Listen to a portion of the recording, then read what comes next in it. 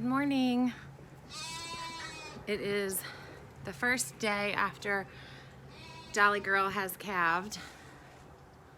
She's out there. You can't see her very well. I'm gonna take you to her. All right, so we need to milk Dolly. I did milk her last night for her first time milking for this freshening, and it was rougher than I would have liked, rougher than I hoped. We're both out of practice. We are machine milking. I use a refurbished Surge machine. Dolly has very short teats. To hand milk, I could only use my fingertips really until she's mostly milked out, and her udder is very swollen. So it makes them even shorter and more difficult to milk. Everything's tight. So I do use the machine on her. It's not new to her. Milked her for almost a year on that machine, and she did very, very well. But you know, new mama, new hormones. We're out of practice. Cows are very, very routine oriented. Here she is. Hey, mama. How's that girl? How's that mama doing? Hey, are you ready to go? You want to go eat milk? And here's that sweet baby. He's so sweet.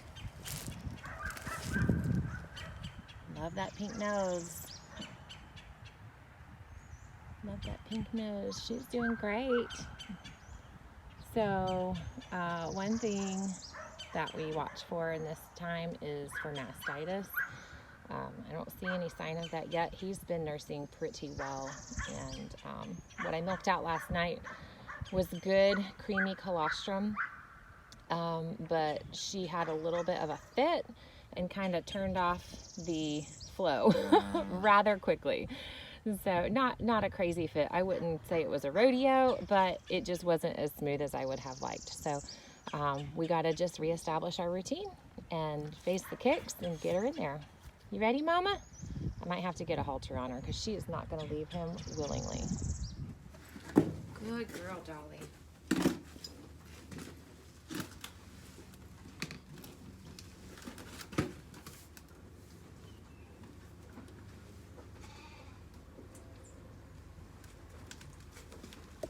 All right, so I use a chlorhexidine wash.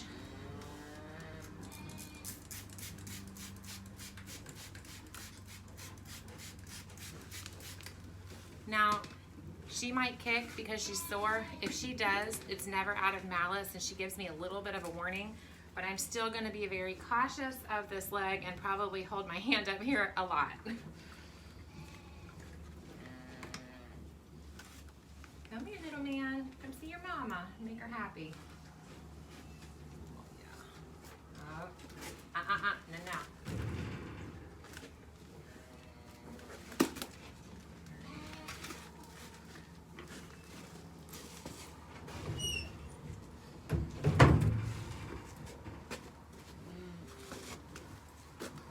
It's okay.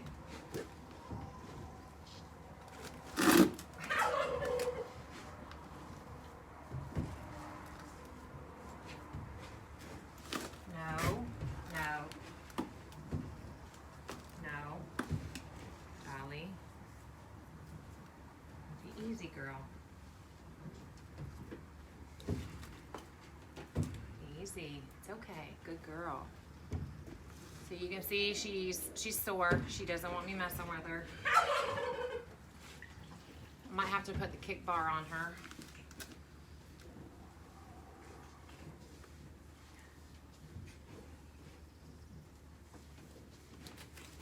Easy. Okay. The best thing I can do to train her is to not let go of her udder when she kicks, so that she does not have a reward for kicking me off. Easy. Easy. You're okay. It's okay. It's okay. I know, Mama. No. Don't you kick at me. No.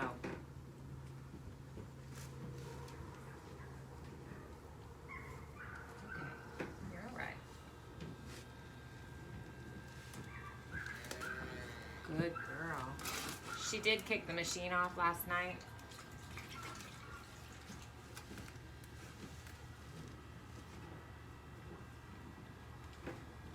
Good girl.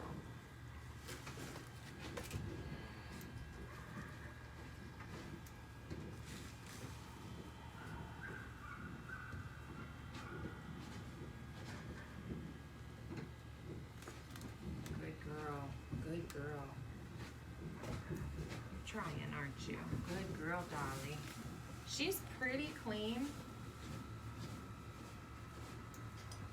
I suspect this will come back to her in a couple of days. When I first taught her how to milk, I did have to use the kick bar, just one time though. After that, she was good. She's just sore and out of practice. So let's see how she does.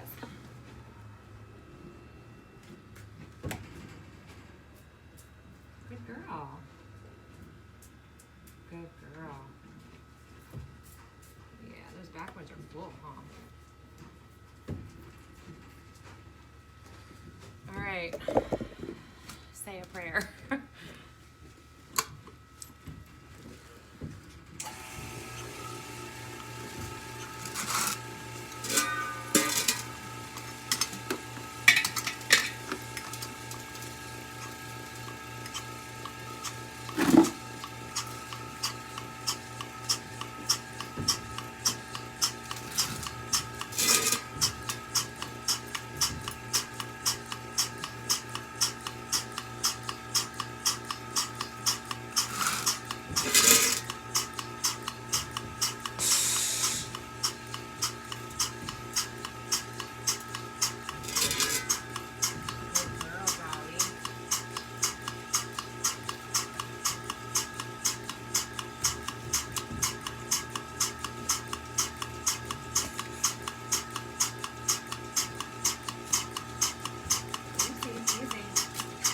I'm gonna work on 2 at a time for a minute.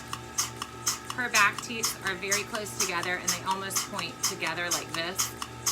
And I just wanna get her used to being in here and not try to push too much all at once.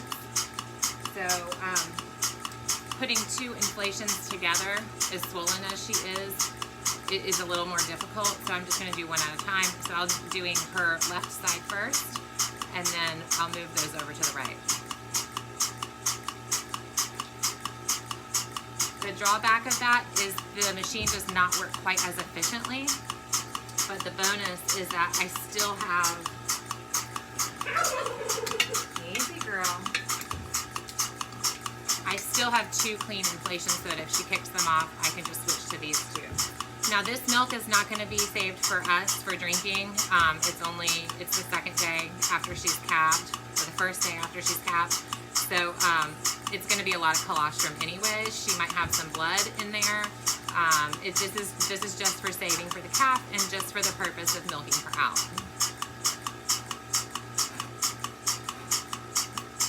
Easy now.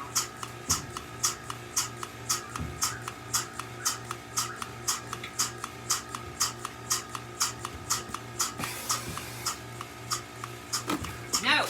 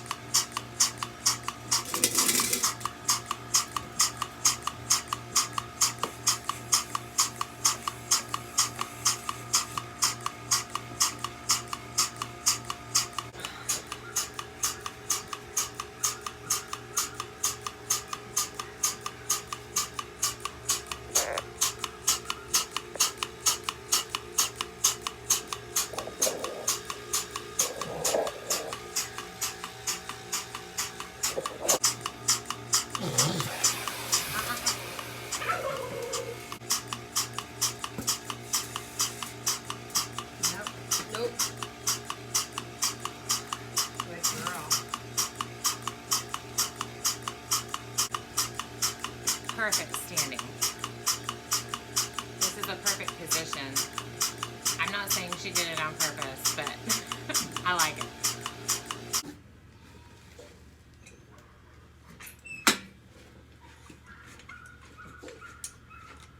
So this is the bar.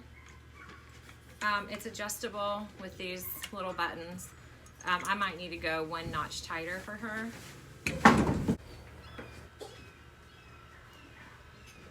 I may need to go one notch tighter for her with that kick bar. You could see that she could shuffle her feet along. She could pick up her feet, but when she tried to kick, she was not able to bring these legs forward, which is what I'm looking for, so that she does not kick me or kick off the inflation. So I like her to be able to shuffle. The danger in using this is that, excuse me, the danger in using the kick bar is that she could fall over on top of me, and that would be bad for both of us, right? I did have a cow once do that, not on top of me.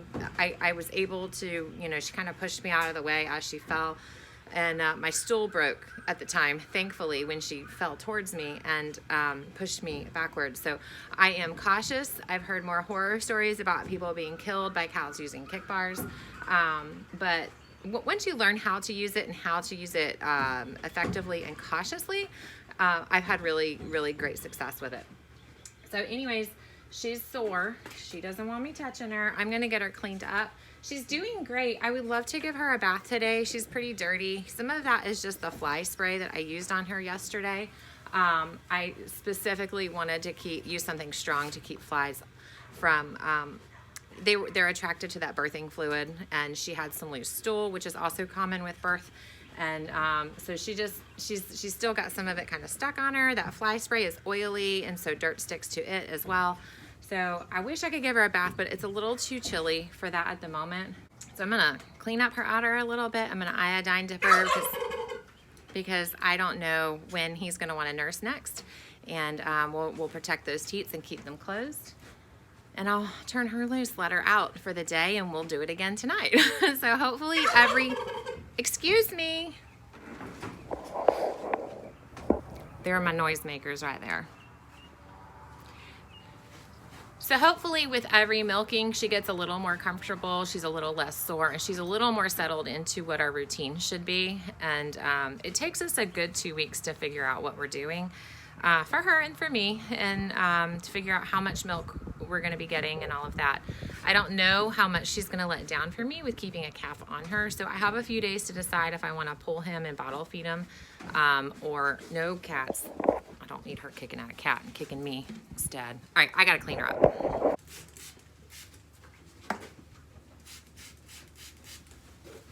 I'm not even gonna wipe her down. I'm just going to use iodine. Hold on, Mama. We're gonna dip. Good girl. Good girl. There you go.